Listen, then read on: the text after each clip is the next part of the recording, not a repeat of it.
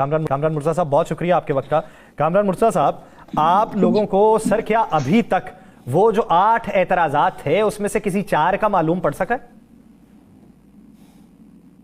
ایسا ہے کہ پہلے ایک اعتراض لگا تھا۔ پہلی بات تو یہ سمجھ لیجئے کہ یہ سرکار کا بل ہے اور یہ کوئی کسی پرائیویٹ ممبر کا بل نہیں ہے، اور سرکار کا بل جو ہے وہ کیبنٹ کی منظوری سے آتا ہے، اور کیبنٹ کی منظوری سے آیا تھا یہ بل بھی، اور دین جو ہے نا اس کے بعد دونوں ایوانوں سے پاس ہوا تھا، اور اس میں کہیں کوئی بھی کسی کی اپوزیشن نہیں تھی۔ ایک اعتراض لگایا تھا صدر صاحب نے، اور یہ اکتوبر کے مہینے میں لگا تھا، اور اس اعتراض کو جو ہے وہ ایڈریس کر دیا تھا اسپیکر نے۔ انہوں نے کہا تھا کہ یہ کلمی غلطی ہے، اور اس کو ایڈریس کر دیا،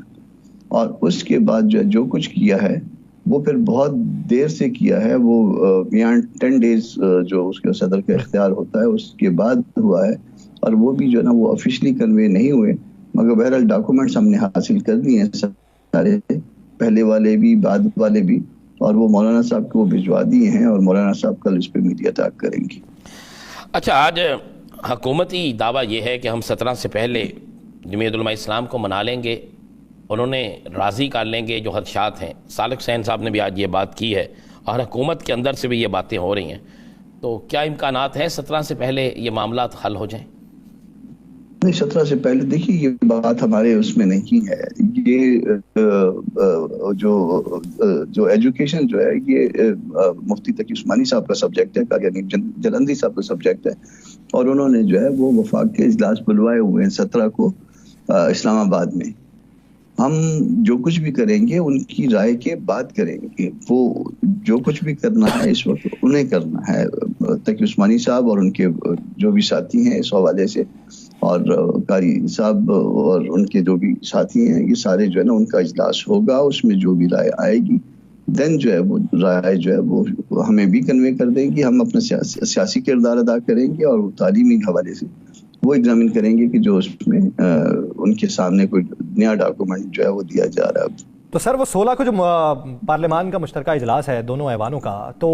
وہ ان میں ایجنڈے میں یہ چیزیں نہیں ہوں گی؟ مجھے نہیں پتا کہ ایجنڈے میں کیا چیزیں ہوں گی، مگر جے یو آئی جو ہے وہ پھر اپنے ان دوستوں کی پابند ہوگی، نہ کہ گورنمنٹ کی پابند ہوگی۔ یعنی آپ جو تقی عثمانی صاحب ہیں،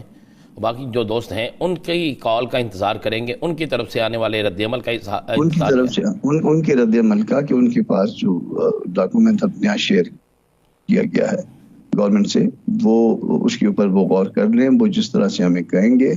تقی عثمانی صاحب، جلندری صاحب، اس کے بعد جو ہے ہم آگے بڑھ سکیں گے۔ اگر وہ راضی ہو جاتے ہیں تو جمعیت علماء اسلام راضی ہے؟ یہ نہیں پتا، بہرحال ہم ان کے فیصلے کا انتظار کریں گے، اور اس کے بعد جو ہے پھر مولانا، میری وہ حیثیت نہیں ہے کہ میں کہوں کہ میں راضی ہوں یا راضی نہیں ہوں، وہ پھر مولانا اور باقی جماعت جو ہے وہ پھر مل کے فیصلہ کرے گی۔ سر پہلے اور دوسرے ڈرافٹ میں فرق کیا تھا؟ صرف چھوٹا موٹا میک اپ کیا ہوا ہے، ایسی ایک عجیب قسم کی اپریہنشن ہے کسی دوست کے ذہن میں، تو اس کو جو ہے وہ کچھ ایک آدھ کلاس بڑھایا ہوا ہے انہوں نے، تو اسی پہ جو ہے وہ غور کریں گے تقی عثمانی صاحب والے کہ وہ ان کو جو ہے وہ قبول ہے یا نہیں۔ تو حکومت کی طرف سے کوئی دوبارہ رابطے آپ سے شروع ہوئے؟ ہاں، وہ ڈاکومنٹ میں نے بتایا نا کہ ڈاکومنٹ ایک نیا شیئر ہوا ہوا ہے، وہ ڈاکومنٹ تقی عثمانی صاحب والوں کو میں نے بھجوا دیا تھا، اور باقی مولانا کی بات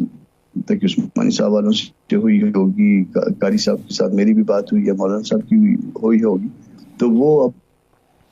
جو بھی فیصلہ 17 کو ان کے پارٹ پہ آئے گا، پھر اس کے بعد جو ہے جماعت آگے بڑھ سکے۔ یعنی 17 تاریخ کو مفتی تقی عثمانی سے ملاقات کرنے کے بعد اور وہ تمام اکٹھ جو فیصلہ کرے گا اسی کو تسلیم کیا جائے گا، حکومت کے کسی فیصلے کو تسلیم نہیں کیا